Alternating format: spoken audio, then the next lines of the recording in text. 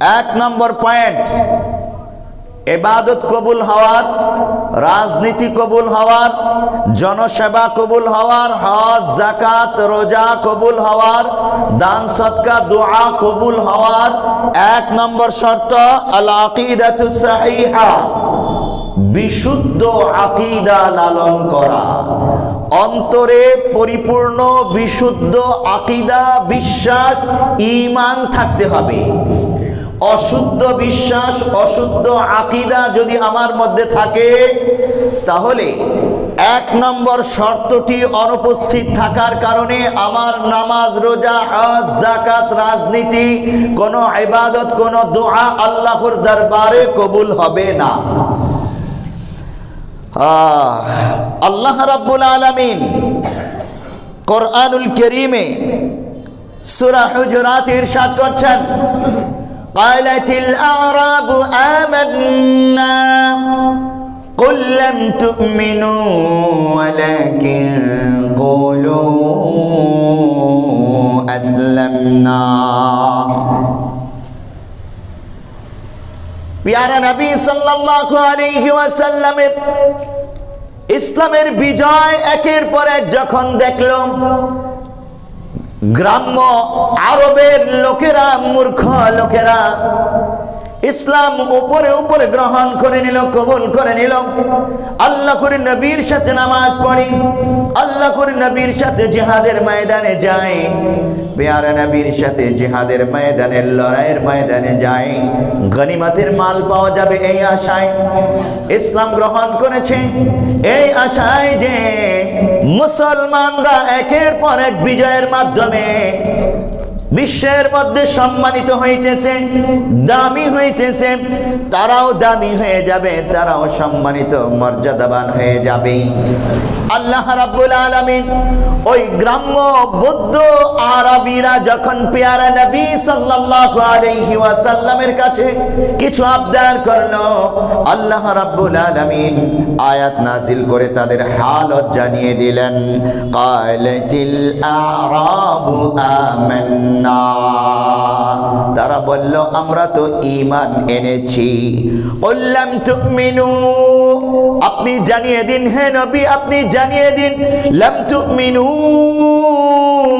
তোমরা ঈমান আনোনি, ওয়ালাকিন কুলু আসলামনা, তবে তোমরা বলো আমরা ইসলাম কবুল করেছি, আমরা ইসলাম গ্রহণ করেছি। এটা তো সত্য কথা। তারা ইসলাম গ্রহণ করেছে, ইসলামকে কবুল করেছে, তারা নামাজ পড়ে, তারা রোজা রাখে, তারা জিহাদের ময়দানেও যায়, কিন্তু অন্তর থেকে ঈমানের বিষয়গুলো যখন বিশুদ্ধভাবে লালন করে নাই, প্র্যাকটিস করে নাই, চর্চা করে নাই, সুযোগও পায় নাই, দুনিয়াবি বিভিন্ন দাবি দাওয়া একের পর এক পেশ করতে শুরু করে দেয়, আনসার মুহাজির সাহাবীদের সমকক্ষ নিজেদেরকে ধারণ করতে শুরু করে দেয়, আনসার মুহাজিরদের মতোই সুযোগ সুবিধা দাবি দাওয়া পেশ করতে শুরু করে দেয়। আল্লাহ রাব্বুল আলামিন তখন জানিয়ে দিলেন এদের অন্তরে এখনো ঈমান গেঁথে বসে নাই। ওয়ালাম্মা ইয়াদখুলিল ঈমানু ফি কুলুবিকুম, আপনি বলে দিন তোমাদের অন্তরে এখনো ঈমান প্রবেশ করে নাই।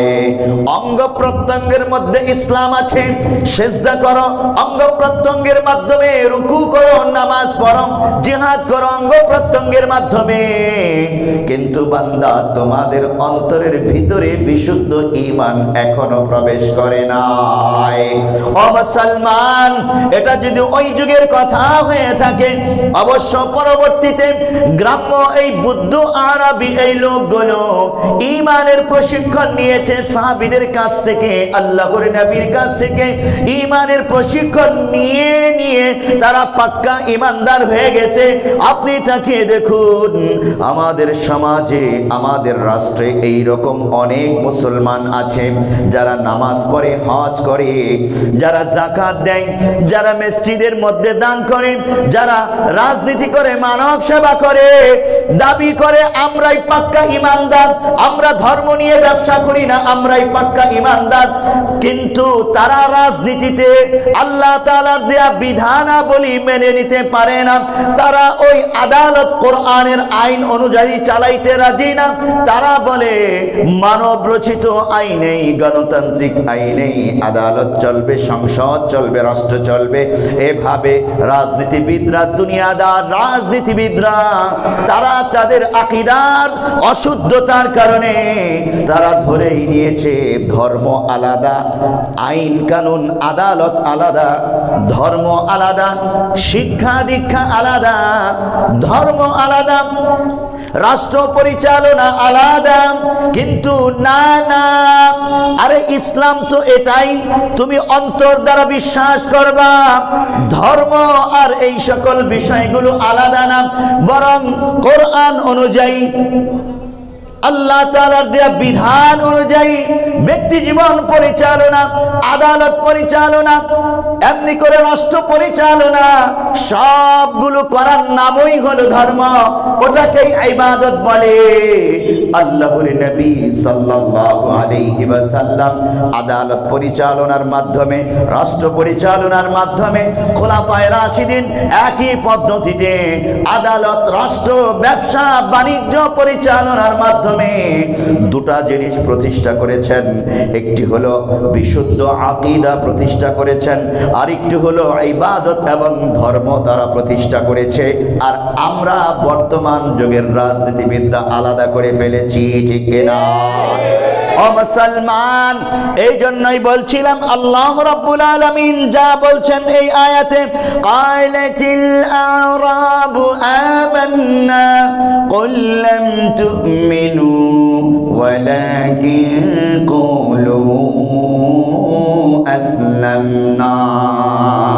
এই আয়াতটা আমাদের বর্তমান ডিজিটাল যুগের শিক্ষিত দুনিয়াদার ব্যক্তিদের জন্য পারফেক্ট, অত্যন্ত উপযোগী। আমাদের ভিতরেই ওই তৎকালীন যুগের মূর্খ গ্রাম্য ওই আরব জাতির যেই মূর্খতা বশত বক্তব্য ছিল, আজ ডিজিটাল জাহিলিয়ায় মূর্খতা বশত আমাদের এই সকল ব্যক্তিরাও এই বক্তব্যগুলো দিচ্ছে। সংশোধন হওয়ার দরকার আছে। এই জন্য উদাত্ত আহ্বান জানাবো, আপনাদের বক্তব্য সংশোধন করে নিন, আপনাদের ঈমান আকীদাকে সংশোধন করে নিন। আল্লাহ রাব্বুল আলামিন তো কোরআনুল কারীমে ইরশাদ করেছেন, আফাতুমিনুনা বিবাদিল কিতাবি ওয়া তাকফুরুনা বিবাদ। আরে তোমরা কি আল্লাহর কিতাবের কিছু অংশ বিশ্বাস করলা আর ওটা পালন করলা, আর কিছু অংশ বিশ্বাস করলা না বলে বর্জন করলা? তোমরা অপদস্থ, লাঞ্ছিত হবে দুনিয়ায় আখিরাতে। এটা বর্তমান যুগেও দেখা যায়। মনে করে শুধু নামাজ, রোজা, হজ, যাকাত এটার জন্যই কোরআন হাদিসের আইন অনুসরণ করা লাগে, আর ব্যাংক চালানোর জন্য, ব্যবসা পরিচালনার জন্য, আদালত পরিচালনার জন্য, রাষ্ট্র পরিচালনার জন্য কোরআনের আইন দরকার নাই। এই যে আমাদের বর্তমান অনেক রাজনীতিবিদদের মধ্যে এই ভুল আকীদা, বাতিল আকীদা আছে, আল্লাহ তাআলা 1400 বছর আগে আয়াত নাজিল করে তৎকালীন যুগের বেঈমানদেরকে বলে দিয়েছেন, তোমাদের এই আকীদা বাতিল, কখনোই তোমরা ঈমানদার হতে পারবা না যতক্ষণ না কোরআনের সমস্ত আইন কানুন জীবনের সব সেক্টরে মেনে না নাও।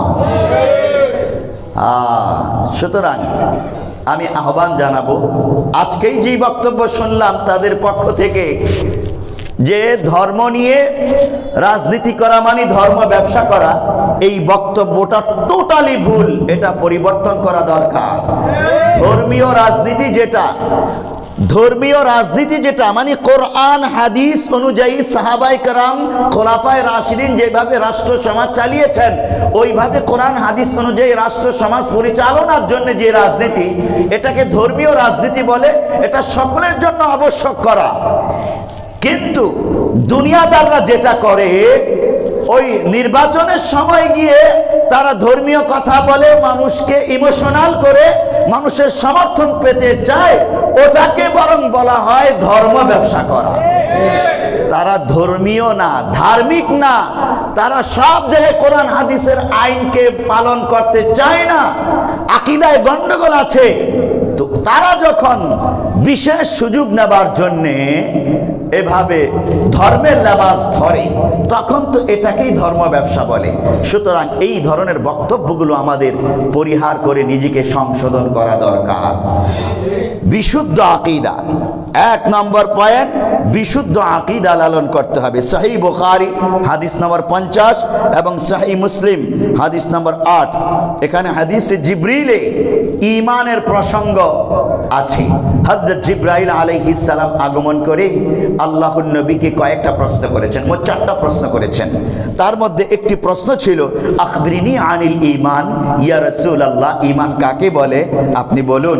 ক্বালা আন তুমিনা বিল্লাহি ওয়া মালাইকাতিহি ওয়া কুতুবিহি ওয়া রুসুলিহি ওয়াল ইয়াউমিল আখিরি ওয়া তুমিনা বিল কদরি খাইরিহি ওয়া শাররিহি। 6টা বিষয়ের কথা আল্লাহর নবী জবাব দিলেন ঈমান কাকে বলে। ঈমান আকীদা, বিশুদ্ধ আকীদা কিসের উপর রাখবো? আল্লাহর নবী বললেন আন তুমিনা বিল্লাহি ওয়া মালাইকাতিহি, আল্লাহর প্রতি ঈমান আনা বিশুদ্ধভাবে সব দিক থেকে। এখানে ঈমান আনার আবার ভাগ আছে, তাওহীদুর রুবুবিয়্যা, তাওহীদুল উলুহিয়্যা, তাওহীদুল আসমা ওয়াস সিফাত, অনেক বর্ণনা, সেদিকে আমি যাচ্ছি না। আল্লাহর ফেরেশতাগণের প্রতি বিশুদ্ধ আকীদা লালন করা, আসমানি কিতাব সমূহ, যত আসমানি কিতাব আছে এগুলো বিশুদ্ধ, এগুলোর উপর আকীদা লালন করা। তবে বর্তমানে যে বাইবেল আছে এটাই যে আসমানি কিতাব পরিপূর্ণ এমন বিশ্বাস লালন করা যাবে না, বরং এভাবেই লালন করতে হবে বিশ্বাসটাকে। আল্লাহ তাআলা যে তাওরাত, যে ইনজিল কিতাব নাযিল করেছিলেন ওটার উপর আমরা বিশ্বাস স্থাপন করি পরিপূর্ণ। ইহুদি খ্রিস্টানরা যা পরিবর্তন করে ফেলেছে ওটার উপর আমরা বিশ্বাস লালন করি না। যেইটুকুন আল্লাহর নাযিলকৃত ওটার উপরই আমাদের বিশ্বাস। এরপরে ওয়ারুসুলিহি, সমস্ত নবী রাসূলগণের প্রতি বিশ্বাস, বিশুদ্ধ আকীদা লালন করতে হবে। সর্বশেষ নবী মুহাম্মদুর রাসূলুল্লাহ সাল্লাল্লাহু আলাইহি ওয়াসাল্লাম খাতামুন নবিয়্যিন, এই আকীদাও লালন করতে হবে, তিনি শেষ নবী। কোন ব্যক্তি যদি আমাদের নবীকে শেষ নবী আকীদা বিশ্বাসের মধ্যে না আনে, ওই ব্যক্তি মুসলিম বলে গণ্য হবে না, সে কাফের বলে গণ্য হবে। কাদিয়ানীরা এই জন্যই কাফের, আর যারা কাদিয়ানীদেরকে মুসলিম বলে সমর্থন করবে, তাদের পক্ষে ওকালতি করবে, তারাও কাফের বলে গণ্য হয়ে যাবে, কারণ আকীদা অশুদ্ধ। বাংলাদেশে এইরকম অনেক রাজনীতিবিদদেরকেও আমরা দেখেছি সংসদ ভবনে দাঁড়িয়ে কাদিয়ানীদের পক্ষে রাশেদ খান মেননের মতো ব্যক্তি ওকালতি করেছে, যদিও আজকে সে অন্যায় অপরাধের কারণে কারাগারে বন্দী হয়ে আছে। আমরা তার হেদায়েত সংশোধন কামনা করছি, পাশাপাশি পৃথিবীর সমস্ত মুসলমান দাবিদারদেরকেও সংশোধন এবং ইসলাহ কামনা করতেছি। আল্লাহ তাআলা তাদেরকে হেদায়েত দিন বলে আমিন। প্রিয় হাজিরিন, এরপরে ওয়াল ইয়াউমিল আখিরি, আখিরাত দিবসের প্রতি বিশুদ্ধ আকীদা, ঈমান। এই রকম ধারণা করা যাবে না মানুষ মৃত্যুবরণ করলে মরে যাবে, বাস লাশ হয়ে যাবে, মাটিয়ে খেয়ে ফেলবে, এরপরে আর কোনো হিসাব নিকাশ নাই। এই মাটিয়ে খেয়ে ফেললো যে মানুষটাকে, একে আবার কে জীবিত করবে, এই রকম সন্দেহ যেন আমাদের মধ্যে না আসে। যেই আল্লাহ তাআলা আমাদেরকে সৃষ্টি করেছেন, ওই আল্লাহ তাআলাই আমাদেরকে পুনরায় আবার উত্থিত করবেন হিসাব নিকাশ নেওয়ার জন্য। এই জন্য সাবধান। এরপরে ওয়া তুমিনা বিল কদরি খাইরিহি ওয়া শাররিহি, আল্লাহ তাআলা যে তাকদীর আমাদের জন্য লিপিবদ্ধ করেছেন, ভালো মন্দ তাকদীরের উপর পরিপূর্ণ বিশ্বাস স্থাপন করা। তাহলে ঈমানের মৌলিক কয়েকটা বিষয়ের কথা আপনাদের সামনে বললাম। আমাদেরকে ঈমানের এই মৌলিক বিষয়গুলোর প্রতি বিশ্বাস রাখতে হবে, পাশাপাশি আল্লাহর নবীর আদর্শ শ্রেষ্ঠ, এটার উপর বিশ্বাস রাখতে হবে। দুনিয়ার অন্য কোনো আদর্শ আল্লাহর নবীর আদর্শের উপরে স্থান দেওয়া যাবে না। আল্লাহর নবী যেই আইন কানুন নিয়ে এসেছেন এটা পৃথিবীর শ্রেষ্ঠ আইন কানুন, এটাকেই বিশ্বাস স্থাপন করতে হবে। আল্লাহর নবীর আইন কানুনের চেয়ে অন্য কোনো আইন কানুন শ্রেষ্ঠ, এই আকীদা লালন করার সাথে সাথে আমি বেঈমান হয়ে যাব। বর্তমান পৃথিবীতে বাংলাদেশে অসংখ্য এইরকম বেঈমান ঘুরে বেড়াচ্ছে, যারা নামাজ পড়ে, হজ করে, যাকাত দেয়, রাজনীতি করে, সমাজ সেবামূলক কাজ করে। তাদের সংশোধনের উদাত্ত আহ্বান জানাই। ওলামায়ে কেরামের কাছে এসে ঈমান আকীদা প্রশিক্ষণ নেওয়ার উদাত্ত আহ্বান জানাই। প্রিয় হাজিরিন, আমি সংক্ষেপে বলছি পয়েন্টগুলো। তো দুই নম্বর পয়েন্ট, আমাদের ইবাদত কবুল হওয়ার, রাজনীতি, জনসভামূলক কাজ, যাবতীয় দোয়া কবুল হওয়ার দুই নম্বর শর্ত কি? আল ইখলাসু লিল্লাহ।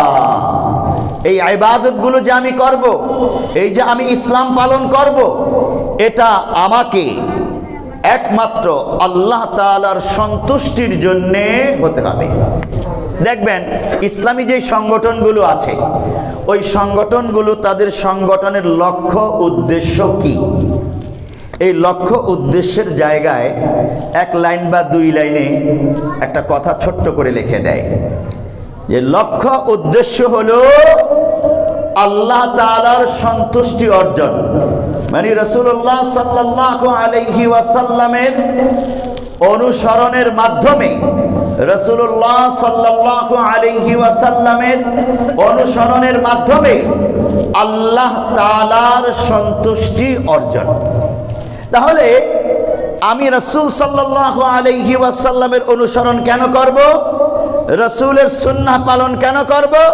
রাসূলের আনিত ইসলাম পালন কেন করব? এই সংগঠন পরিচালনা কেন করব?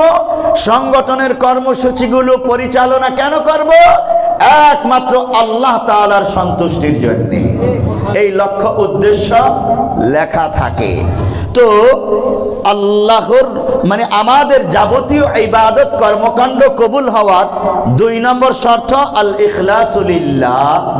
সমস্ত কাজ, যাবতীয় কাজ একমাত্র আল্লাহ তাআলাকে সন্তুষ্টির জন্যই হতে হবে, একমাত্র আল্লাহর জন্যই হওয়া লাগবে, দ্বিতীয় কারো জন্য নয়, দ্বিতীয় কারো সন্তুষ্টির জন্য নয়। এক কথায় তাওহীদ এর যতগুলো প্রকার আছে সমস্ত প্রকার আল ইখলাসু লিল্লাহ এর অন্তর্ভুক্ত, এবং শিরিক এর যতগুলো প্রকার আছে সমস্ত শিরিকের প্রকারগুলোর বিপক্ষে এই পয়েন্ট অবস্থিত। আমার যাবতীয় ইবাদত শিরিক মুক্ত হবে, তাওহীদ যুক্ত হবে। আবার শুনুন, আমার যাবতীয় ইবাদত শিরিক মুক্ত হবে, তাওহীদ যুক্ত হবে, একমাত্র আল্লাহর সন্তুষ্টির জন্যই আমার ইবাদত হবে। এই জন্য আল্লাহ তাআলা কোরআনে বলছেন, কুল ইন্না সালাতি ওয়া নুসুকি ওয়া মাহইয়ায়া ওয়া মামাতি লিল্লাহি রাব্বিল আলামিন। কুল, তুমি বলো, ইন্না সালাতি, আমার নামাজ, ওয়া নুসুকি, আমার কুরবানি, ওয়া মাহইয়ায়া ওয়া মামাতি, আমার জীবন, আমার মরণ, লিল্লাহি রাব্বিল আলামিন, সমগ্র জগতের প্রতিপালক একমাত্র আল্লাহর জন্য।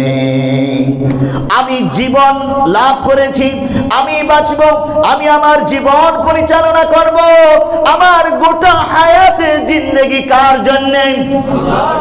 আমি মৃত্যুবরণ করব, আমি মরব, একদিন তো মারা যেতেই হবে আল্লাহর জন্য। আমি মৃত্যুবরণ করব একমাত্র আল্লাহর নামে, একমাত্র আল্লাহর জন্য, একমাত্র আল্লাহর দিন প্রতিষ্ঠা করতে গিয়ে আমি দুনিয়ার কোন কর্মকাণ্ড প্রতিষ্ঠার জন্য আমার জীবন বিলিয়ে দেব না, একমাত্র আল্লাহর জন্যই আমার জীবন বিলিয়ে দেব। কুল ইন্না সালাতি ওয়া নুসুকি ওয়া মাহইয়ায়া ওয়া মামাতি লিল্লাহি রাব্বিল আলামিন। আল্লাহ রাব্বুল আলামিন আরো একটা আয়াতে বলছেন, ওয়া মা উমিরু ইল্লা লিয়াবুদুল্লাহা মুখলিসিনা লাহুদ্দিন। এই আয়াতে কারিমাতেও ইল্লা লিয়াবুদুল্লাহ ওয়া মা উমিরু ইল্লা লিয়াবুদুল্লাহা মুখলিসিনা লাহুদ্দিন, আল্লাহর ইবাদত করা হবে একনিষ্ঠভাবে, একমাত্র আল্লাহর জন্য এই আদেশ করা হয়েছে আমাদেরকে। এই কথাটা সব সময় আমরা মনে রাখবো ইনশাআল্লাহ। فمن كان يرجو لقاء ربه فليعمل عملا صالحا ولا يشرك بالله ولا يشرك بعبادة ربه أحدا। ইবাদতে রবের সাথে শরীক করা যাবে না। ভালো করে বুঝুন, এই যে সিজদা দেওয়া এটা একটা ইবাদত, মাথা ঝুঁকানো এটা একটা ইবাদত, মানে রুকু করা এটা ইবাদত, সিজদা করা ইবাদত। মাথা ঝুঁকানো মানে রুকু করা, আর জমিনে সিজদা তো সিজদা বুঝি। দুনিয়ার কোনো মানুষের সামনে গোলামের মতো মাথা নত করে দেওয়া যাবে না, দুনিয়ার কোনো স্তম্ভের সামনে মাথা নত করে দেওয়া যাবে না, কোনো মানুষকে সিজদা করা যাবে না। অনেক বান্দারা ভুলবশত অনেক পীর সাহেবকে অজ্ঞতাবশত সিজদা করে, পীর সাহেব মনে করে যে এই তাজিমি সিজদা এটা নেওয়া জায়েজ। যদি মানুষ এর জন্য সিজদা নেওয়া বৈধ হতো, প্যারা নবী সাল্লাল্লাহু আলাইহি ওয়াসাল্লামের হাদিস আছে, এক সাহাবী আল্লাহর নবীর কাছে গিয়ে বললেন, ইয়া রাসূলুল্লাহ, পারস্য গিয়ে দেখে এসেছি সেখানকার বাদশাদেরকে জনগণ সিজদা করে, সম্মান করে। ইয়া রাসূলুল্লাহ, আপনার চেয়ে সম্মানিত কেউ নাই, অনুমতি দিন, আপনাকে আমরা সিজদা করব। আল্লাহর নবী কি বলেছিলেন? আকরিমু আখাকুম ওয়াবুদু রাব্বাকুম, তোমরা তোমাদের ভাইকে সম্মান করবে আর ইবাদত করবে আল্লাহ তাআলা। ওয়াবুদু রাব্বাকুম বুঝাইলেন সিজদা দেওয়া এটা একটা ইবাদত। فإن كنت آمرا لأحد أن يسجد لأمرت المرأة أن تسجد لزوجها। যদি সিজদা করা কারো জন্য বৈধ হতো, আমি নবী মুহাম্মদ যদি কারো জন্য সিজদা করার অনুমতি দিতাম, তাহলে প্রত্যেক স্ত্রীকে বলতাম সে যেন তার স্বামীকে সিজদা করে, কারণ স্বামী এমন মাকামে আছে, স্বামীর মাধ্যমে স্ত্রী জান্নাত কামাই করতে পারে, আবার এই স্বামীর মাধ্যমে স্ত্রী জাহান্নাম কামাই করতে পারে। এমন গুরুত্বপূর্ণ মাকামে স্বামী রয়েছে। কিন্তু না না, দুনিয়ার কোন মানুষকে সিজদা করা জায়েজ নাই, দুনিয়ার কোন মানুষকে সিজদা করা জায়েজ নাই। নবী হলে নবীকেও সিজদা করা জায়েজ নাই, হোক সেটা সম্মানের সিজদা, কারণ নবী রাসূলকে তো আর ওই আল্লাহ তাআলাকে যেই সিজদা দেয় এই সিজদা বান্দারা উম্মত করবে না, সম্মানের সিজদাই করবে। আল্লাহর নবী যখন সম্মানের সিজদা নিতে রাজি হননি, এটা ইবাদত বলে, তাহলে আমরা কি করে সেই সম্মানের সিজদাকে বৈধ মনে করব? এটা শিরক, ঠিক, এটা করা যাবে না। ইবাদত একমাত্র কার জন্য হবে? আল্লাহর জন্য। কুরবানি একমাত্র কার নামে হবে? আল্লাহর নামে হবে। মনে থাকবে তো ইনশাআল্লাহ? আল্লাহ তাআলা বুঝার তৌফিক দান করুন, আমিন। 3 নম্বর পয়েন্ট, ইবাদত কবুল হওয়ার 3 নম্বর পয়েন্ট, আইয়াকুন আল আমালু আলা সুন্নাহ, আইয়াকুন আল আমালু আলা সুন্নাহ। প্রত্যেকটা আমল, প্রত্যেকটা কর্মকাণ্ড সুন্নাহ অনুযায়ী হওয়া লাগবে। সুন্নাহ বিবর্জিত বিদআত পন্থায় যদি ইবাদত করি কবুল হবে না। কোন বেদাতি ব্যক্তির দোয়া আল্লাহ কবুল করবে না, কোন বেদাতির হজ, যাকাত, নামাজ, রোজা, মানব সেবা কিছুই আল্লাহ কবুল করবেন না। বেদাত বহু ধরনের আছে। আমরা শুধু মনে করি যে নামাজ, রোজা, হজ, যাকাত, দরুদ পাঠ এগুলো নিজের বানানো পদ্ধতিতে করলেই বেদাত। আরে বাবা, এটাই শুধু বেদাত নয়, বরং যে কোনো ইবাদত নিজের বানানো পদ্ধতিতে করলে সেটাও বেদাত হবে। রাজনীতি করা, অর্থ পরিচালনা করা, ব্যবসা পরিচালনা, আদালত পরিচালনা একই কথা। ওই জায়গাতেও যদি মনে করি যে নিজের বানানো পদ্ধতিতে আমি করব, আল্লাহর নবীর পদ্ধতি ব্যবসা বাণিজ্যের ক্ষেত্রে আছে, আইন আদালতের ক্ষেত্রে আছে, আমি নিজের থেকে একটা নতুন বানালাম আর মনে করলাম এটাই সঠিক ইবাদত, এটাই ইসলাম। যেই রকম অনেক রাজনীতিবিদরা বক্তব্য দেয় হুজুররাই শুধু ইসলাম বুঝে, আমরা কি কিছু বুঝি না? হুজুররা তো ধর্ম ব্যবসা করে, আমরাই প্রকৃত ইসলাম পালন করি। এইভাবে বক্তব্য দিয়ে নতুন নতুন বেদাত তারা চালু করতেছে। ভালো করে জেনে নিন, যারাই ধর্মের নামে বেদাত চালু করবে তারা বেদাতি বলে গণ্য হবে, তাদের কোনো ইবাদত আল্লাহ কবুল করবে না। সাবধান থাকবো, প্রত্যেকটা আমল করতে গিয়ে খুঁজবো যে সুন্নাহ পদ্ধতি কি।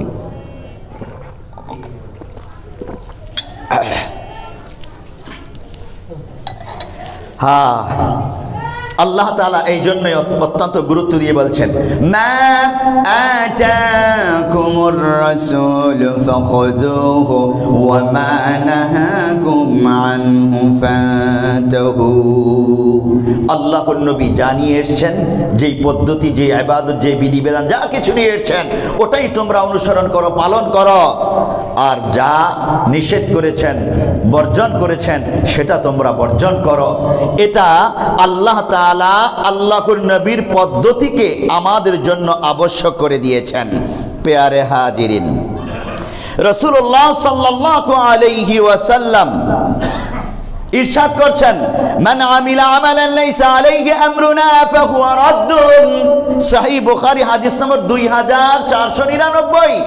যেই ব্যক্তি কোনো আমল করলো যা আমাদের কোনো পদ্ধতি নেই, মানে আল্লাহর নবীর যে পদ্ধতি, যে আদেশ, যে নিয়ম নীতি, সেই নিয়ম নীতির বাহিরে গিয়ে কোনো আমল করলো কোনো ব্যক্তি, ফাহুয়া রাদ্দুন, সেটা প্রত্যাখ্যাত, ওটা কবুল হবে না। স্পষ্ট বক্তব্য পেয়ারা নবী সাল্লাল্লাহু আলাইহি ওয়াসাল্লামের। সুতরাং আমাদেরকে সাবধান থাকতে হবে, প্রত্যেকটা ক্ষেত্রে খুঁজে খুঁজে সুন্নাহকে আমরা অনুসরণ করব।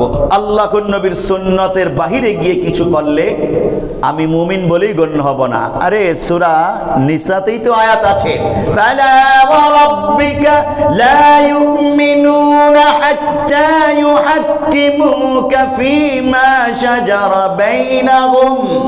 হে নবী, আপনার রবের কসম, তারা ততক্ষণ পর্যন্ত মুমিন বলে গণ্য হবে না যতক্ষণ না তারা আপনার দেয়া ফয়সালা, আপনার নিয়ম নীতি, আপনার আদেশ আইন কানুন মেনে নেয়, ততক্ষণ তারা মুমিন বলে গণ্য হবে না। আপনি দেখেছেন সূরা নিসা 65 নম্বর আয়াতে আল্লাহ রাব্বুল আলামিন আল্লাহর নবীর আইন কানুন, আদর্শ, নিয়ম নীতিকে কত গুরুত্ব দিয়েছেন। আর আমি আর আপনি তুড়ি মেরে উড়িয়ে দেব? অসম্ভব। বিয়ে শাদীর ক্ষেত্রে আল্লাহর নবীর সুন্নত আছে। আমাদের বর্তমান সমাজে কি হয়? বিয়ে শাদীতে সুন্নত পালন হয়, কত রকমের গুনাহ। গায়ে হলুদ অনুষ্ঠানের নামে আমরা কি করি? হ্যাঁ, দল বেঁধে যুবতী নারীরা এক কালারের শাড়ি পরে, আবার যুবকরা এক কালারের পোশাক পরে, পরে এই হলুদ অনুষ্ঠানে যায়, মাখামাখি করে, গুনাহ করে, আড্ডাবাজি, গান বাজনা, আয় রে কত কাহিনী। আপনি বলুন, আল্লাহর নবীর যে সুন্নত আছে এখানে, ওটা বাদ দিয়ে আপনি এই বিবাহের মধ্যে শান্তি আর বরকত পাবেন কি করে? আজকে সমাজ জীবনে, পরিবার, পারিবারিক জীবনে শান্তি খুঁজে পাওয়া যায় না, কারণ সংসারটা শুরুই হয়েছে বেদাত পদ্ধতিতে, অপকর্মের মাধ্যমে। এই জন্য কিছুদিন পর দেখা যায় এত টাকা পয়সা খরচ করে বাবা মা কন্যাকে বিয়ে দিল, পুত্রকে বিয়ে দিল, কিন্তু কিছুদিন পর ঝগড়াঝাটি, শ্বশুর বাড়ির সাথে ঝগড়াঝাটি, স্বামী স্ত্রী ঝগড়াঝাটি, অশান্তি। একজনে রাগ করে বাপের বাড়ি চলে যায়, আরেকজনে রাগ করে তাকে আনতে না গিয়ে ডিভোর্স লেটার পাঠিয়ে দেয়। হায় কি কিচ্ছা কাহিনী! সমাজে এগুলোই তো চলতেছে, এই অশান্তি চলতেছে, বেদাত দিয়ে পুরো পারিবারিক সিস্টেমটা ভরপুর হয়ে গেছে। পাল্টানো দরকার আছে কি নাই? হ্যাঁ, ওলামায়ে কেরামের কাছে গিয়ে জিজ্ঞাসা করে নিয়েন যে এখানে সুন্নত কি, অলিমা অনুষ্ঠানের সুন্নত কি। আরে এখন পাত্রীপক্ষ এইভাবে কি বলে খাদ্য খানার ইন্তজাম করে, ঋণ করে, বিভিন্ন ইয়ে করে, কারণ পাত্রপক্ষের অনেক দাবি দেওয়া আছে যে আমাদের 200 লোক আসবে, এত বড় প্যান্ডেল করতে হবে, এমন সুন্দর অনুষ্ঠান করতে হবে, অন্যথায় ইজ্জত প্লাস্টিক হয়ে যাবে। তো এই পাত্রীপক্ষের উপর দিল চাপিয়ে, একটা ঋণের বোঝার মধ্যে তাকে ফেলে দিল। কষ্ট করে বাবা বেচারা কি করবে? কন্যা সন্তান জন্ম দিয়েছে, বাঁচতে হলে, মুখকে বাঁচাইতে হইলে করা লাগবে। এরপরে বিবাহ দিল, পাত্রর এই চাহিদা, সেই চাহিদা, এটা দিতে হবে, সেটা দিতে হবে, আরো কত কিচ্ছু। এভাবে অশান্তির বীজ বপন করি আমরা। সুন্নাহ পদ্ধতি আছে এখানে। পাত্রীপক্ষের অলিমা অনুষ্ঠানের দায়িত্ব হলো পাত্রপক্ষের, পাত্রীপক্ষের দায়িত্ব নয় অলিমা অনুষ্ঠান করার। বরং এই পাত্রীকে লালন পালন করে যোগ্য করে তোমার হাতে তুলে দিয়েছে পাত্রীর বাবা, এটাই তো তোমার জন্য উপহার। আর তুমি কিসের যৌতুক দাবি করো, আর কিসের বড় অনুষ্ঠানের দাবি করে পাত্রীর বাবার উপর কষ্ট চাপিয়ে দাও? এটা কখনোই মুসলমানদের কাজ নয়। যদি পাত্রীর বাবা নিজে থেকেই বলে যে আমি আমার কন্যার জন্য করব, আমার সামর্থ্য আছে, তাহলে ওটাতে নিষেধ নাই। এখানে আরো অনেক কিছু আছে, বিস্তারিত বলতে গেলে তো সময় লেগে যাবে। প্রেজেন্টেশনের নামে কত কিছু হয়। ওলিমা অনুষ্ঠান একটি ইবাদত, সেখানে সিস্টেম রাখা এবং প্রেজেন্টেশন বা উপহার না দিলে তাকে অপমানিত করা, হেনস্থা করা, আবার তালিকা ধরে ধরে জিজ্ঞেস করা কে দিল কে দিল না, রে ওরে ধর, ও কেন দিল না, ও কেন কম দিল, এই যে অপদস্থ করলেন, এটা সম্পূর্ণ সুন্নাহ বিরোধী কাজ। আল্লাহ নবী এই ধরনের কাজে অনুমোদন দেননি। তাহলে আপনি কেন আপনার ছেলের মেয়ের সংসার জীবনের অশান্তির কারণ হবেন? আপনি কেন সুন্নাহ বিবর্জিত পদ্ধতিগুলো সমাজে পরিবারে জিন্দা রাখবেন? এটা থেকে সংশোধন হওয়া দরকার আছে কি না? দরকার আছে, আরো আছে। পাত্র বেতন পায় 20,000 টাকা, অল্প টাকা, আপনি তার উপর চাপিয়ে দিলেন 10 লক্ষ টাকা মোহর। পাত্র খুব বেশি হলে 50,000 টাকা মোহর দিতে পারবে, আপনি 10 লক্ষ চাপিয়ে দিলেন। এই যুবক তো বিবাহ করতেই ভয় পাবে। না বাবা, বর্তমান সমাজ ব্যবস্থা যেই রকম, এত মোহর না দিলে বিয়েই করা যাবে না, পাত্রীপক্ষ আমাকে হেনস্থা করবে, অপদস্থ করবে। এই পাত্র বলে আমি আগে নিজের পায়ে দাঁড়াই, তারপর বিয়ে করব। তার যৌবনকাল চলে যাচ্ছে, সে নিজের পায়ে কবে দাঁড়াবে, বিবাহ কবে করবে? আপনি এই পাত্রের অধিকার নষ্ট করতেছেন এই মোহরের নামে বিশাল বোঝা চাপিয়ে দেওয়ার মাধ্যমে। অথচ আল্লাহর নবী বলেছেন ইন্না আযাবান নিকাহি বারাকাতান আইসারহু মাউনাতান অথবা মুনাতান, ওই বিবাহ বরকতপূর্ণ যেই বিবাহ যাবতীয় কার্যক্রম খুব সহজে হয়ে যায়, কারো উপর কিছু চাপিয়ে দেওয়া হয় না। হ্যাঁ, এটাই করবো আমরা, কারো উপর কিছু চাপিয়ে দেব না। যার যতটুকুন সামর্থ্য আছে তার জবান থেকে ততটুকুনি বের হবে, ওটাই আমরা মেনে নেব। তাহলে বিভিন্ন ক্ষেত্রে সুন্নাহ পদ্ধতি আছে, ওটা আমরা অনুসরণ করব। পিয়ারা নবী সাল্লাল্লাহু আলাইহি ওয়াসাল্লামের অনেকগুলো হাদিস আছে, সহিহ মুসলিম 1435 নম্বর হাদিস। আল্লাহ নবী বলেছেন ওয়া কুল্লু মুহদাসিন বিদআ ওয়া কুল্লু বিদআতিন দালালা, প্রত্যেক নবসৃষ্ট কাজ বেদাত, আর প্রত্যেক বেদাত হলো গোমরাহি, আর এই ধরনের গোমরাহি যারা করবে তারা জাহান্নামী। সুতরাং সাবধান। বিশুদ্ধ সুন্নাহ পালনের মাধ্যমে আমাদের ইবাদতগুলোকে আমরা বিশুদ্ধ করতে পারি, ইবাদত কবুল হবে, অন্যথায় ইবাদত কবুল হবে না। 4 নম্বর পয়েন্ট বলেই আলোচনার সমাপ্তি টানছি। কি 4 নম্বর পয়েন্ট? আইয়াকুনাল মুআমালাত ওয়াল কাসবু সাহিহা। মুআমালাত মানে লেনদেন এবং উপার্জন, লেনদেন এবং উপার্জন বিশুদ্ধ হওয়া লাগবে। আমার উপার্জনের মধ্যে যদি হারাম কিছু থাকে,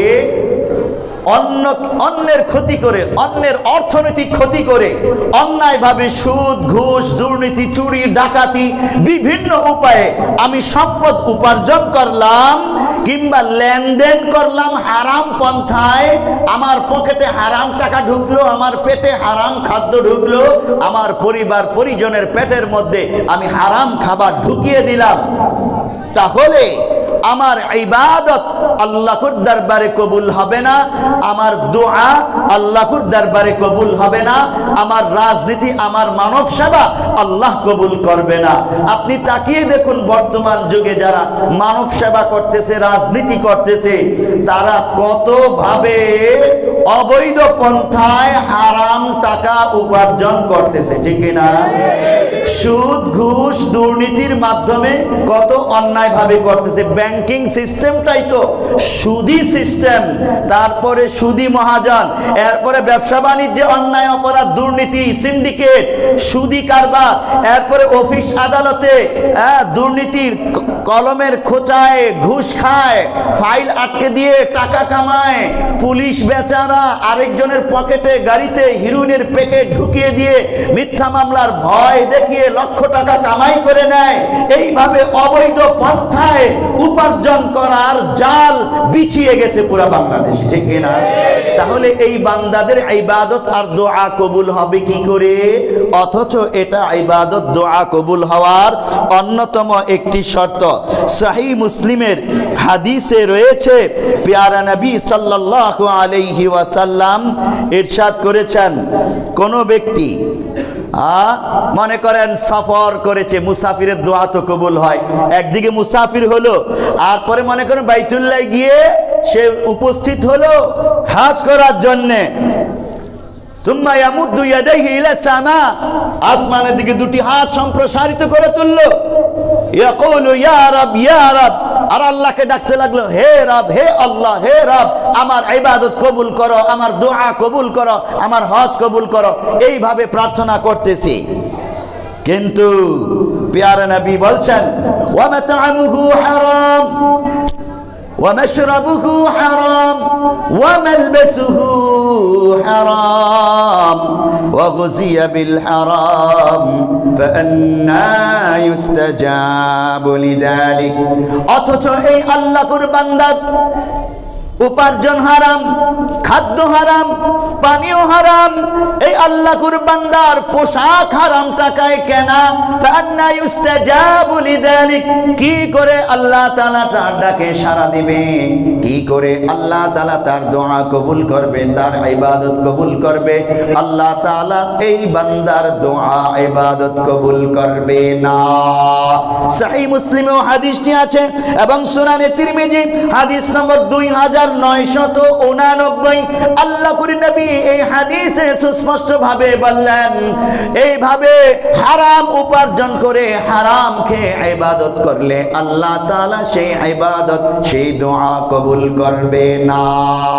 তাহলে আমরা সতর্ক থাকব, আমার পকেটে একটি হারাম টাকাও যেন না ঢোকে, আমার পেটে এক লুকমা হারাম খাদ্য যেন না ঢোকে, সুদ ঘুষ দুর্নীতি অন্যায় অপরাধ করে কোনো উপার্জন যেন আমি না করি, তবেই আল্লাহ তাআলা আমার দোয়া ইবাদত কবুল করবেন।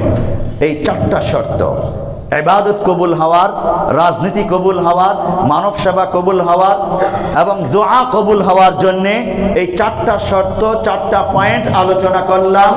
আমাদের ইসলাহ, আমার মধ্যে কমতি থাকলে আমি সেই কমতি দূর করে নিজেকে সংশোধন করে নেব, ইসলাহ করে নেব, পারবো তো ইনশাআল্লাহ? আল্লাহ তাআলা আমাদেরকে এই কথাগুলো বুঝার, মানার, আমল করার তৌফিক দান করুন, আমিন। ওয়া মা আলাইনা ইল্লাল বালাগ।